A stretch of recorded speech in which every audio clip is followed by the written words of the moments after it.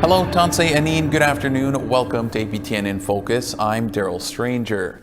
Today, we're going to be taking a look at missing Indigenous people and what families and loved ones are doing in the search for their missing loved ones. Now, as always, we want you at home to join in on our conversation. You can tweet us at APTN InFocus, or you can send us an email at infocus@aptn.ca. Now, before I introduce you to our guests today, let's take a look at some of the latest on the search of a Winnipeg landfill for Indigenous women.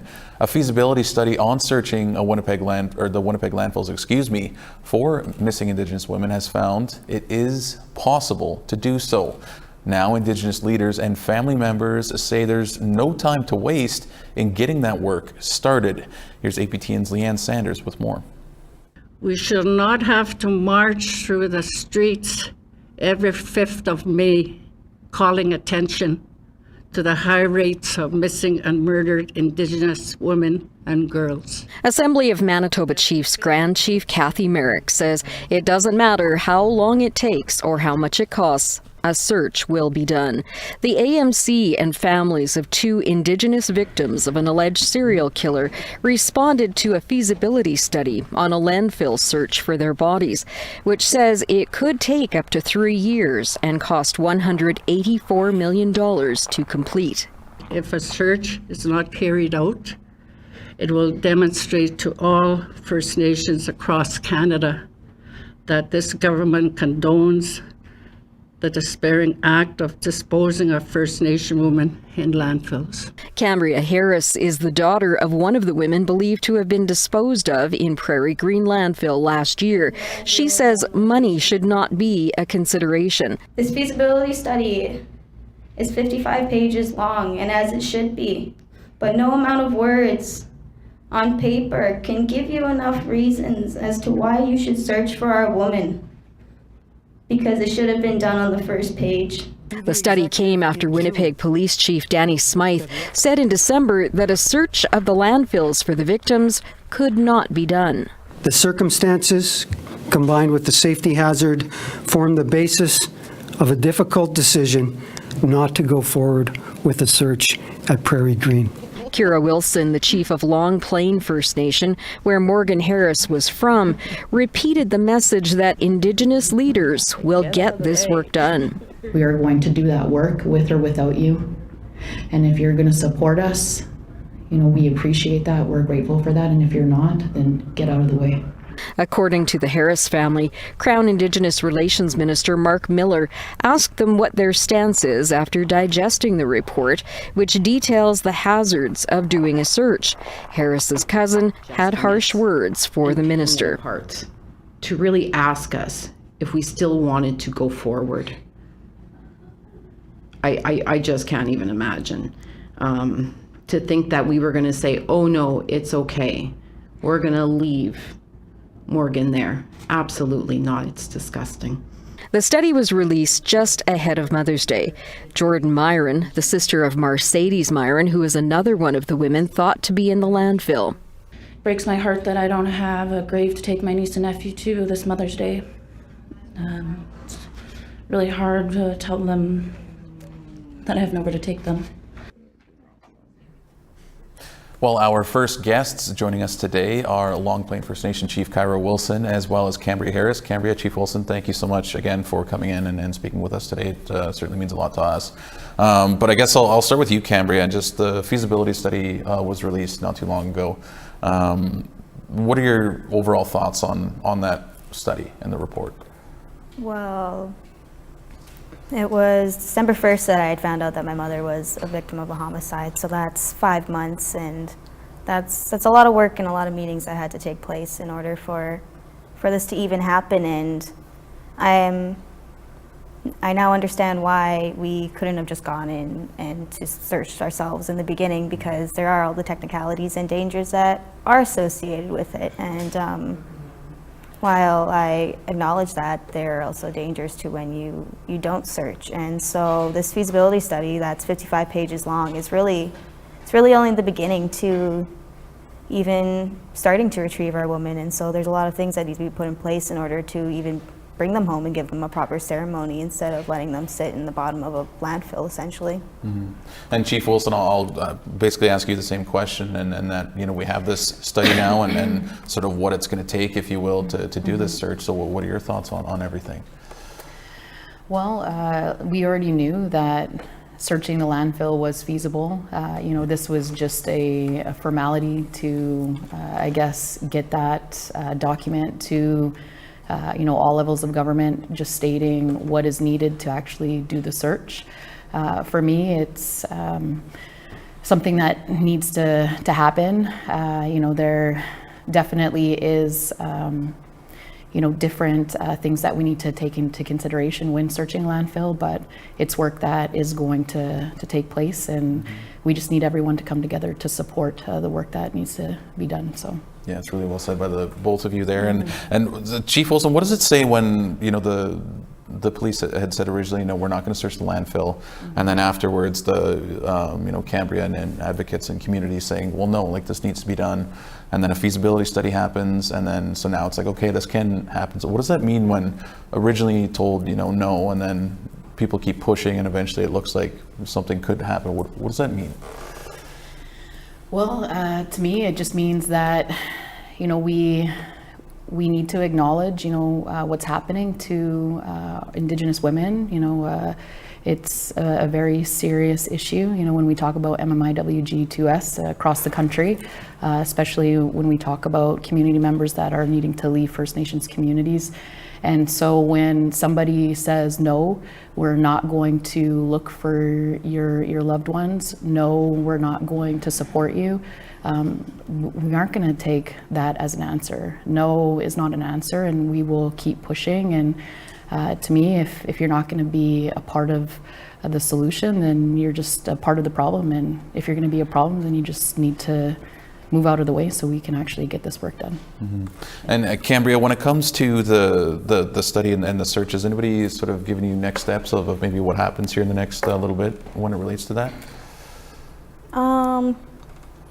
Well, the next steps first would be, like Chief Kara Wilson said, would be acknowledging what's happening and acknowledging that, you know, there are 2 women that are lying in the bottom of a landfill and have been for the last year, and if you don't search, their remains are going to be there for time immemorial and forever. And we have been told that. So it is feasible, and there is a good chance that we could recover them, and then there's a chance that we might not too. And while I acknowledge that, you should still at least try. And then for next steps in the future, I hope that they take a more culturally sensitive approach to how they speak to families about when this happens to MMIWG2S victims, and put in those supports for them so that we don't have to essentially protest and beg the government to hear our voices and to bring our mothers home. Yeah. And for somebody who might say it's you know, too much money or it's too risky, what do you say to those people that, you know, that really aren't in the same situation as, you know, as you guys are? Well, you can't put a price on human life, and had various police forces, you know, reached out to levels of governments way sooner and asked for help because they deemed it unfeasible to see how they could make it feasible, then we wouldn't be sitting here and chatting today. And so it's very heartbreaking to have to come up here and talk about these kinds of things, right? And so I just hope that in the near future, we won't have to be sitting down with another family 4 to 5 years from now and telling them that we won't search for their missing loved ones. And Chief Wilson, just, you know, sort of piggybacking off of what Cambria just said, how do we ensure, I mean, I've asked this before to you as well, but how do we ensure that this kind of stuff doesn't keep happening and that we start to have more solutions as opposed to reacting to certain situations? Well, I think unfortunately, you know, sometimes tragedies will happen, and that's when people start actually listening to, you know, what the issues are. And right now, you know, we are reacting to a response that, you know, was given to our families, you know, about not being able to search. And so what I would say, you know, for any families that may have gone through the same situation, because I am aware of, you know, another family that had to deal with this, is that we are also looking for your loved ones as well, and that we are going to be taking necessary steps to make sure that this doesn't happen again, and we are trying to hold everyone accountable that is not addressing the issues that we see when we talk about MMIWG to us. So. Yeah, and Cambria, do you have anything, for a message for others that are still searching for their loved ones at all?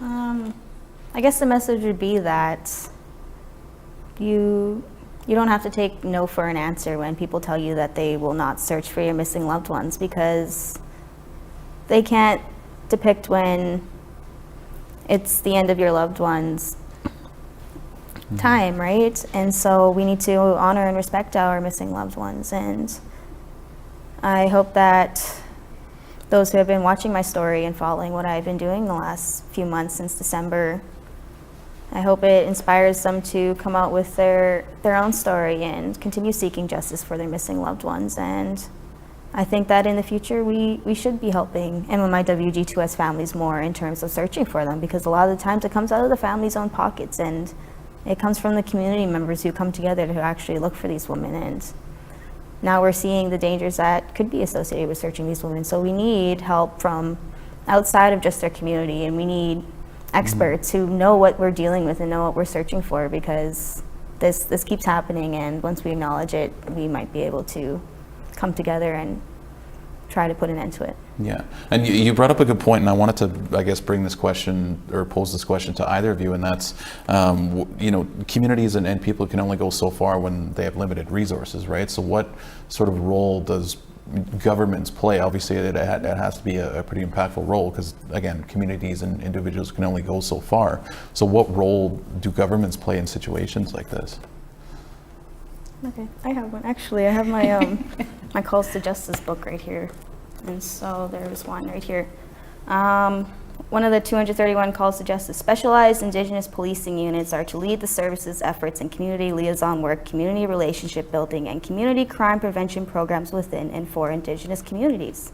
So that's a huge one. Like, specialized Indigenous policing units within non-Indigenous police service are to be funded adequately by governments, because that funding isn't there. And so our communities, they need that help, and we see the mistrust within the communities and police and with each other as well. So we need to address that, and we need to find a way to come together and combat that, but also help ourselves at the same time. And I'll pose sort of the same question to you, Chief Wilson, and that's, where does the government sort of play a role in all of this, and could they be proactive in some of their approaches rather than, again, reactive to sort of what's going on?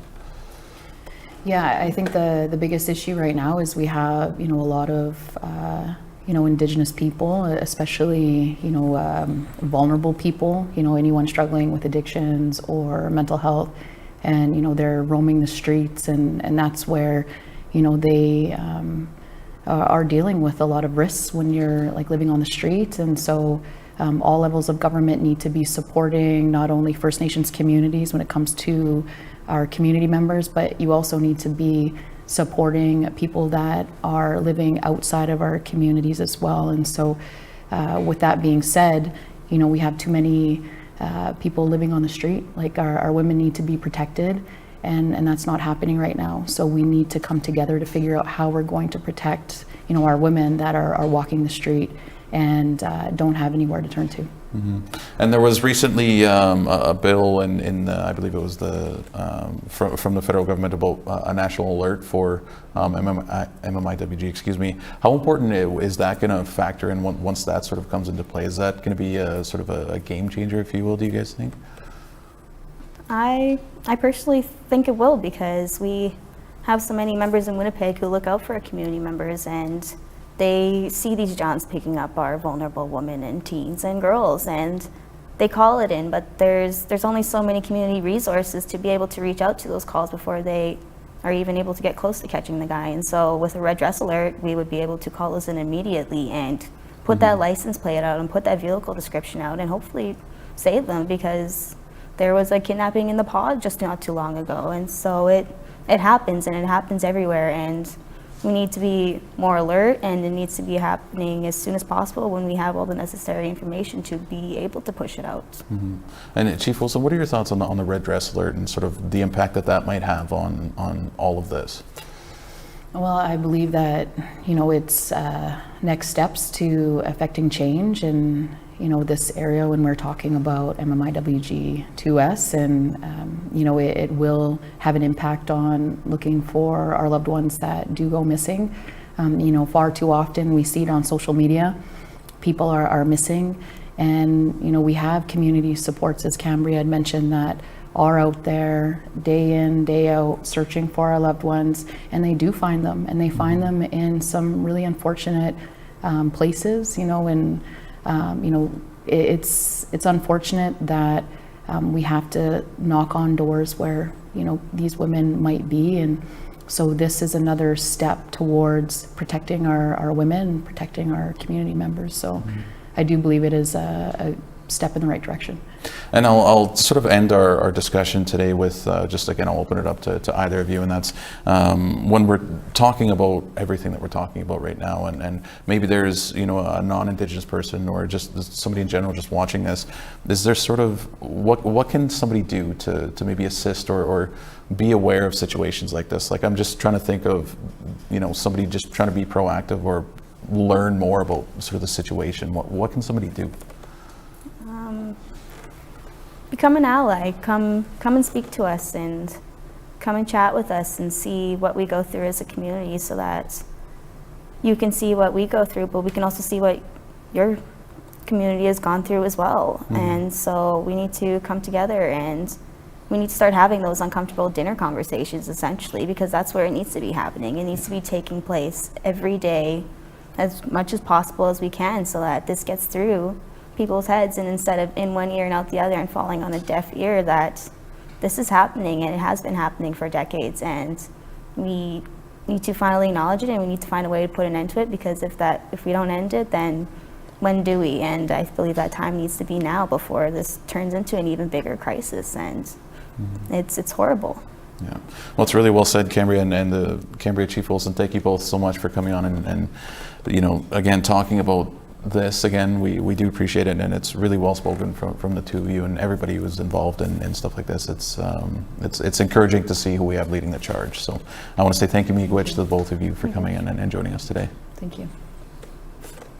All right, we need to step aside for a short break. When we come back, we'll talk with Christopher Reed for more on his latest APTN Investigates episode. Join our conversation now. Like us on Facebook on our APTN News page, follow or tweet us at APTN InFocus, and send your thoughts to infocus@aptn.ca.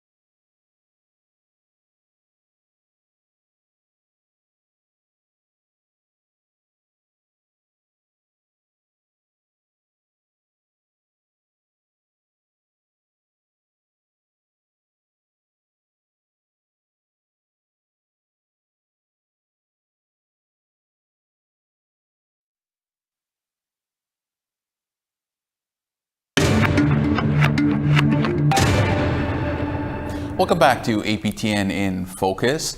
Christopher Reed has a very interesting story on a mother trying to get in touch with who she believes may be her son, who she was told died at birth. Here's a look at his story before he joins us. It was here at Battleford's Union Hospital in November of 1982 that Melvina Bear came. She was 16 years old, she had abdominal pain, she didn't know she was pregnant. She gave birth to a baby son. Shortly after giving birth, she was told by hospital staff her baby had died. But years later, there are indications her son may have lived and may still be alive. My name is Melvina Bear. I'm originally from Witchkin Lake, Cree Nation. Have 7 kids, 7 grandchildren. In search of one though. It would be 8 in search of one. Bear remembers the day that first baby came. Like push and whatnot. He's almost here. And he was born. And then the doctor right away, he said, if your baby survives the night, we're going to send him to Saskatoon. And like they basically, after he was born, they basically just like took him right away. And then I was like, okay, and stuff. And then the doctor had told the nurse that to get some meds to help me sleep. I've had 7 other kids, and I've never been given meds to help me sleep. So then I don't even know the time period from when, after the meds, they came in the middle of the night and they told me that he had died. Okay. And they gave me a baby to hold. Okay, right? well they did. So I don't even know, because like the meds to help me sleep, he could have been sleeping for all I know. And right after they said, okay, we're gonna take him, sign these papers. This could have been done at discharge, not in the middle of the night after they said, here's your baby, he died, sign these papers in the middle of the night, right? So I did. I felt empty, like really empty. In March of 1967, Georgina MacDonald experienced something similar at the hospital in Uranium City, Saskatchewan. We spoke to MacDonald over FaceTime at her daughter's home. Okay, my baby born on my bed. I was ringing the bell for nurse, not nobody. So baby born on my bed, and then about half an hour, nurse and doctor came in. The baby moving rocks, and she put it on her shoulder. I heard the baby cry. So she went to the hallway. I heard baby still crying. The baby was to be Georgina MacDonald's 4th child, and nothing seemed out of the ordinary at first. And the next thing you know, the nurse wrapped the baby, and she put the baby on her shoulder, like to hold it like this, she said, and she walked out with the baby. And she said, I thought she was taking the baby to nursery. Georgina's daughter, Joan Strong, is spearheading the family's effort to solve the mystery of what might have happened, and hopefully discover whether there might be a missing brother or sister somewhere. She knows her mother's story, and she's the one who's doing most of the talking to the RCMP and the FSIN.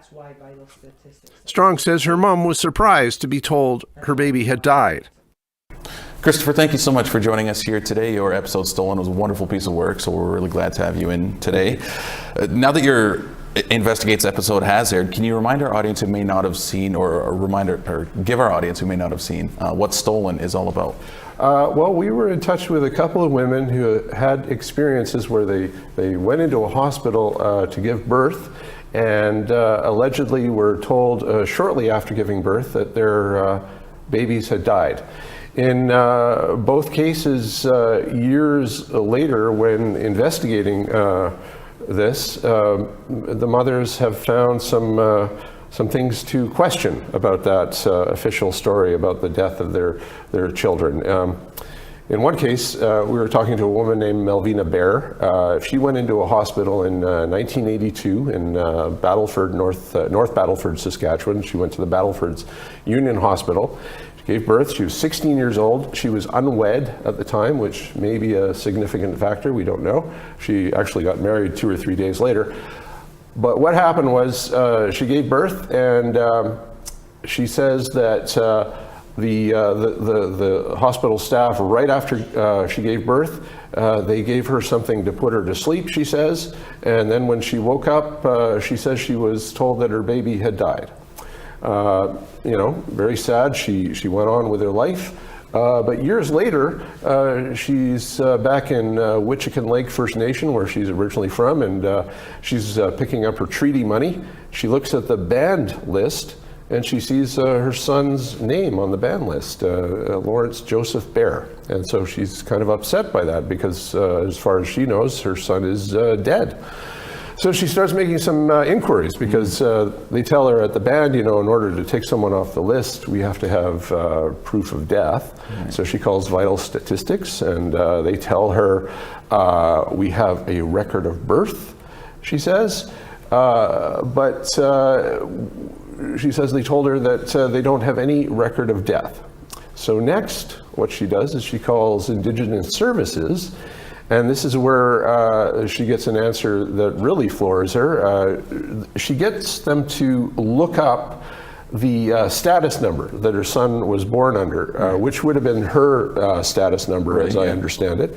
And they look it up, and they see that there's some activity on a file they have there at Indigenous Services, and it looks like someone using that status number and the same date of birth applied for a status card in the year 2000, when when her son would have been turning 18 years old. And so for reasons of privacy, Indigenous Services is not telling Melvina Bear the name that they have associated with this file. It's a different name. It's not Lawrence Joseph Bear. Okay. She's asked for that, and they won't give it to her. And they're so far anyway, they are talking to her, and they're talking about the possibility of giving it to her. There's also the possibility, of course, I haven't discussed this with them directly. I don't know if they're considering this, but they could, I think, you know, potentially get a message to this person if they were to be able to track down this person. They say they don't have an address. Anyway, that's where it's at with Melvina Bear. We have another woman whose mother up in Uranium City had a similar kind of experience as well. We don't have the same kind of proof that the child may be alive in that case, but in that case, there is, in the Uranium City case, there is no record of birth and no record of death. But we do have a hospital record showing her in the hospital getting OBS, you know, obstetrics service. It looks like she gave birth according to the hospital record. That's such an interesting couple of stories there. And like, so going back to the beginning, like, how did this come to your attention? How, like, where did you sort of pick up on this? Well, we got a call or an email, I'm not sure, from Melvina Bear. It was my boss, and then I got in touch with her. So I started talking to her, and she lives in Saskatoon mostly now. And so we got in touch with her and found out about her story. And she told me that she had been in touch with the Federation of Sovereign Indigenous Nations in Saskatchewan, and they had been helping her. So I contacted them, and they said, oh, well, we've got this other woman too, Georgina McDonald, whose daughter is Joan Strong, and they're originally from up in the Uranium City, Stony Creek kind of area in Saskatchewan. Right. So we're looking at both of those cases. We're talking to the FSIN. FSIN, by the way, passed it on to the RCMP. And so they've been investigating too. So I know you've answered this question, so this might be sort of a short answer, but so is she able to make contact with him? You said she's trying and sort of to make contact with whoever this person might be? Yeah, well, you're talking about Melvina Bear. Yeah, sorry, Melvina, no worries. And so Melvina Bear, yeah, she is in touch with Indigenous Services, and they are telling us that they are trying to help her. They're expressing to us that, you know, they're running into the problem of privacy law right now, and they're trying to figure out a way to help her. So we are. I've been in contact with the Mark Miller's office. He's the CERNAC minister, the Canadian, the Crown Indigenous Relations Department. And they're sort of at a ministerial level, they apparently got in touch with Indigenous services, and so we're trying to put a little bit of pressure on at a ministerial level, but so far they haven't given us the name. We would like them to give us the name or help us get in touch with this person, whoever he is, and see what the story is. Yeah, absolutely. Yeah. And during your time investigating the story, have you come across maybe others that are similar? Like, I imagine there has to be other stories like this, right? Like, have you come across that? Well, we're hearing from people now and then that we talk to that they know someone who has a similar story. And I did put out a call at the end of my episode saying, if you have a story like this, please come forward. Right. So we're waiting. We're waiting for more stories like this to come forward. We're looking for more stories. We're also looking for people who may have worked in hospitals or know people who worked in hospitals, or who know something about if this was a kind of unofficial protocol that happened now and then, where they told mothers that their babies were died so that they could, I'm assuming, this is speculation, adopt them out. If there are people out there who know that something like this was going on, I'd be very interested in hearing from them. No, absolutely. And is there something that can be done for people who maybe think they're in a situation like this? Like, what sort of path would they go about doing? Well, it's not a kind of a direct path kind of thing. I would encourage people actually to come to me, because I will talk to them, and I will do whatever I can and investigate in any way I can on this. If they don't want to talk to me, they could potentially talk to the FSIN in Saskatchewan, or they could talk to the RCMP. Right, perfect. And so Indigenous people have been going missing in various scenarios for a very long time. Why is it important that we, tell these stories and we get these stories out there so that people are aware of this? Well, I think this is a part of the whole process of truth and reconciliation, which we're all supposed to be engaged in.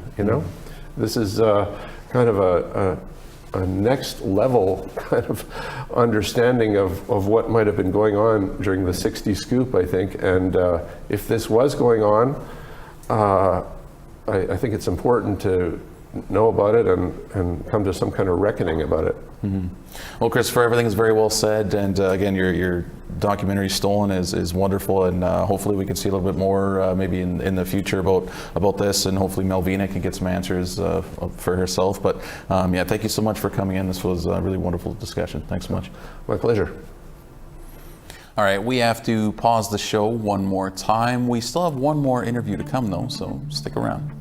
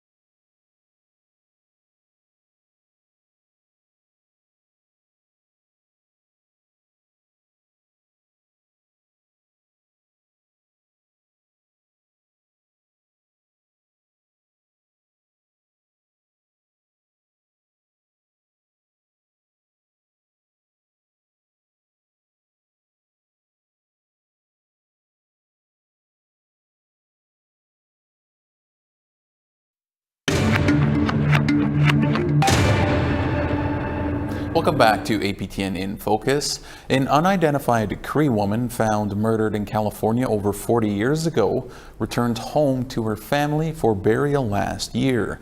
APTN's Chris Stewart talked to her niece, Violet, who never stopped searching for her aunt. In 1980, Shirley Sousa's body was found in an almond orchard in California. She had been sexually assaulted and stabbed to death. With no identification, she was considered a Jane Doe, and she was buried. Shirley was a traveler, and from the Samson Cree Nation in Alberta. She traveled to BC and lived there. She mentioned visiting a friend in Seattle. The last time the family heard from her was in 1979. Violet Sousa traveled to BC for decades, looking in morgues and hostels to find her lost aunt. She had no success. Then, in 2020, Violet contacted an American nonprofit called the DNA Doe Project, who tried to find missing Jane and John Doe's families.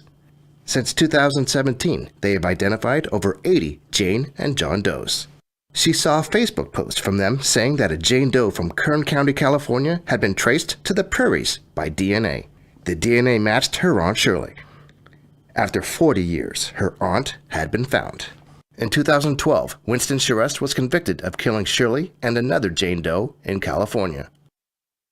Now Shirley's remains have been returned to her family in Samson Cree Nation, Alberta, for a wake and burial.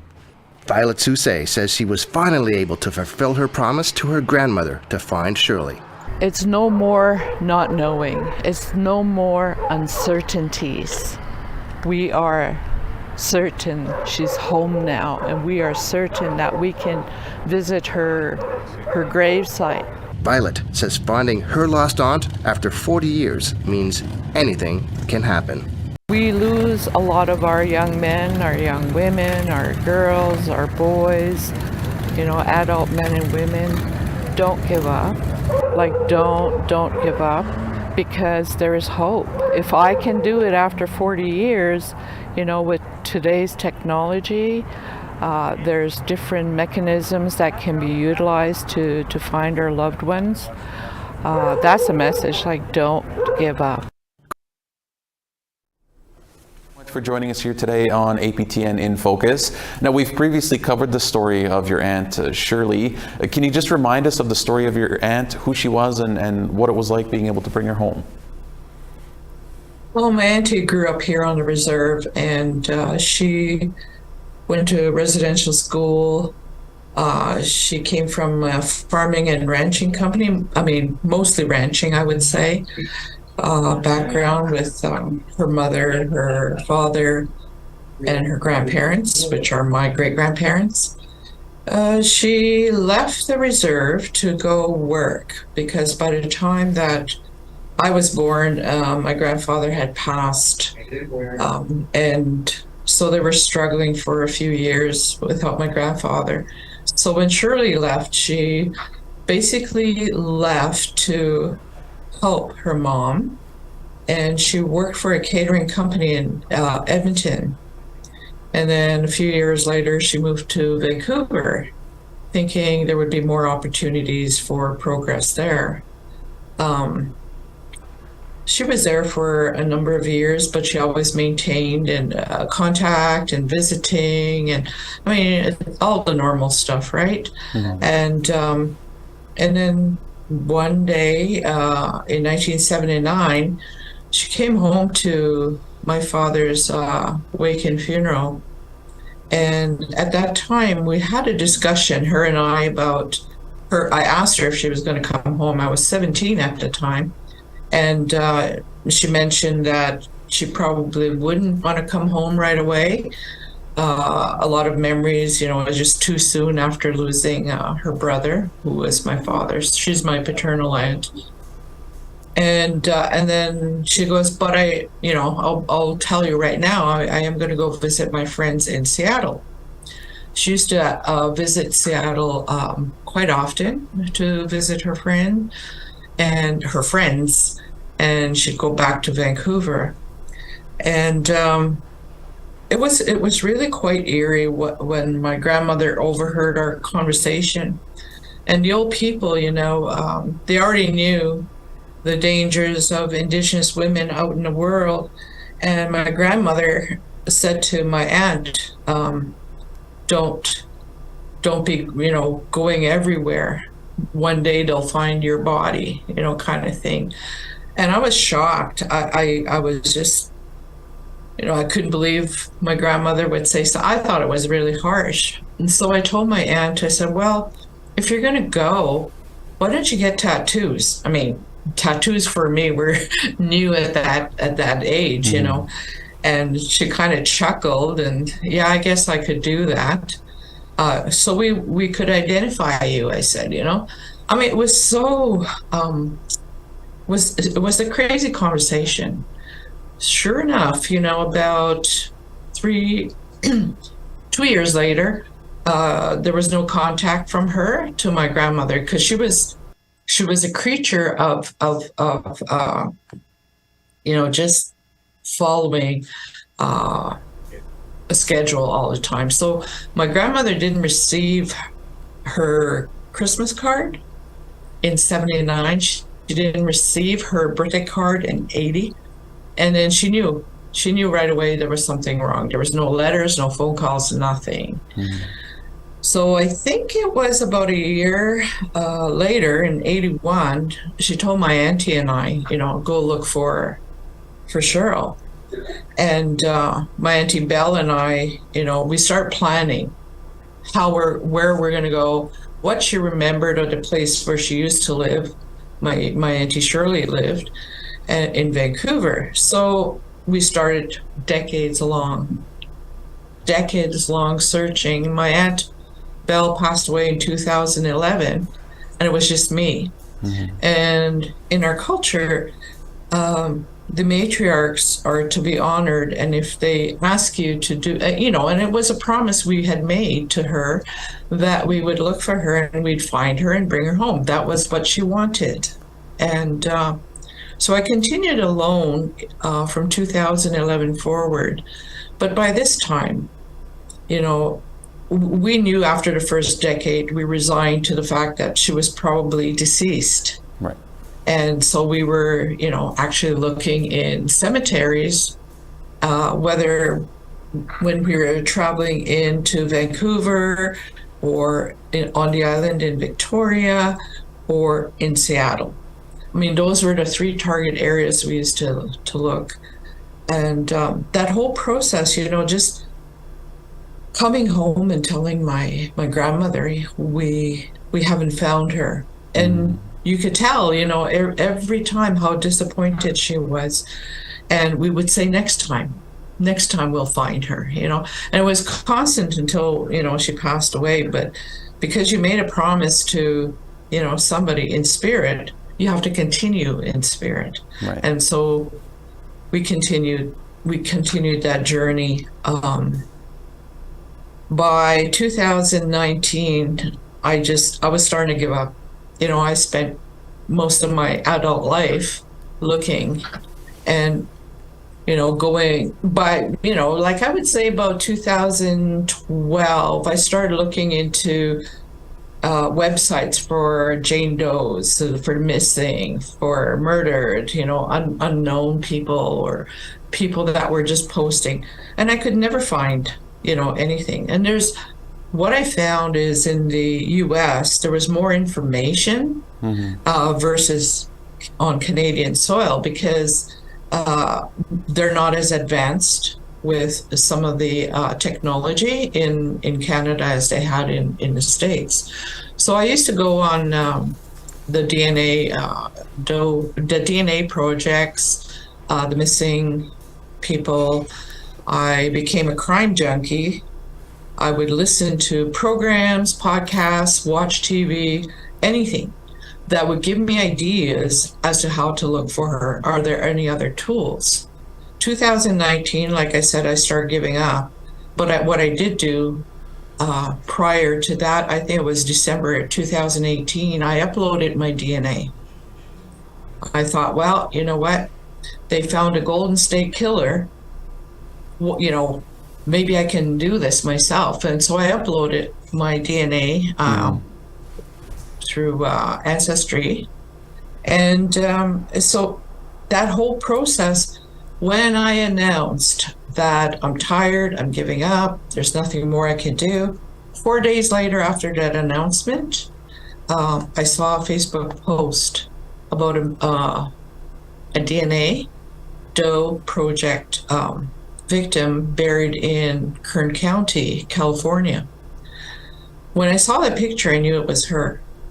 She had that Suze look, you know, even though it didn't portray the way she really was, but, you know, I knew it was her. So I contacted Kern County coroner and the sheriff's department, and I was kind of like, I think it was 2 or 3 different hands before I actually got to speak to the coroner.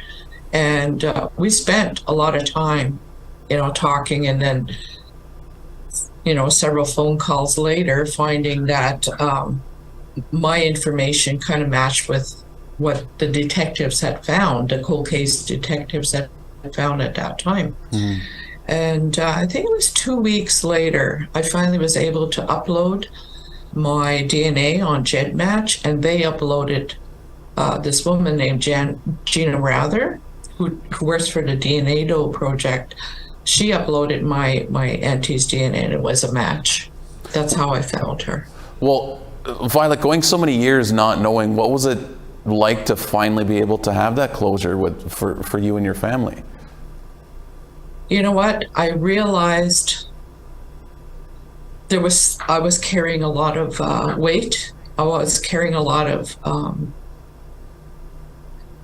when you're at a point where you can't fulfill a promise, it's very difficult. And at that time, I used to think, well, if I cannot find her, my children are going to have to carry on until they find her, you know, kind of thing. Right. It would be different if she just said, you know, try and find her, try to do with it. But she said, promise me, you know, my grandmother said, promise me you will find her and you'll bring her home.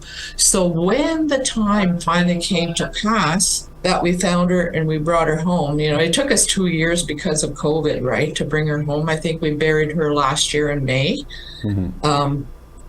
It gave us 2 years to come to like a huge relief for my family. At least we now know she's home and she's buried. There's a lot of relief. There's a lot of gratitude. And now we can, you know, formally do the process of feeding her spirit in a good way, right? Yeah. Following our ceremonial ways. And so, like I said, this is her 3rd year now since we found her, right? So my family, it's still at times very hard to really grasp the magnitude of how we found her, how we, you know, this whole time that bringing everything to closure. Very, very rewarding, very fulfilling, you know. It's just, it feels good. It's like, finally, now I can start doing other things. With, you know, I still have moments where I get up and I'm like, oh, I gotta look for Shirley. And it's like, whoa, wait, no, we found her, you know? So I still have those moments or those days. But, you know, my family is very, very grateful. We're grateful for the people who cared enough to help us find her. Absolutely, yeah, and I wanted to sort of touch on that point a little bit, and the process of how it works. So you said you uploaded some DNA. So how does it work for somebody who is looking? Is it as simple as uploading a piece of DNA and the, you know, the project people sort of run with it, or can you explain how that process works? Well, what I did is, because it practically fell on my lap when I announced that I was giving up, right? I guess when you give up something, it just, you free up all the things that you've, you know, stressed out over years. And when you give up that stress and just be, things just fall into place. And that's what happened here. what happens with using DNA? Like I said, I followed the Golden State Killer case, and I thought, this is the last tool that I am able to utilize to try and find my aunt. I mean, it's difficult for people whose family members have not even been found. Yeah. We don't know if they're buried somewhere in the outback, whatever, right? But for those who are found and are buried someplace, there is that hope that you can upload your DNA, get your blood work done, send it in, get it back, and just hang on to that information until you suspect or you think you can just provide that information to some of these DOE projects. What I believe is they will utilize your information should any matches come up at some point in time. Okay. And Violet, what would you say to others who may have missing loved ones and are still looking for answers? Don't give up. Don't give up. Somewhere, somehow, there are individuals out there who care enough to share information at some point. And the thing is, some people are very afraid to speak until years have passed. I mean, believe you me, I've done a lot of this work. I know what the psychology is between people who are afraid to open and share information. But don't give up, because it can come together. It can fall into place. If you believe that you can find, it may happen. I want to provide that hope that the next step, the next technology that we can use to find our missing or murdered people, it's not just the women, but there's, boys, girls, and men, right? That we can use that DNA to find a match. Who knows, some people are buried as unknown in certain graves all across this country, but because DNA is a new thing here in Canada, I think it's going to become bigger. As a matter of fact, for my community, there's, I think about 42 individuals who are missing, and I plan to start up a DNA program here so that people can upload their information. Oh, wow. But, there's a lot of legalities and safeguards that we have to put in place to ensure that it's protected intellectual property, right? Yeah. Well, that sounds like a very exciting venture, Violet, and that was certainly great advice that you had just mentioned there. I want to say thank you, Miigwech, to you for coming on and sharing a bit of the story and your family story. And it's such a good way that the way it ended is such a good positive way. So thank you so much for coming on and sharing a bit of your story. We certainly appreciate it. Thank you for allowing me to share. And you know what? There's always hope.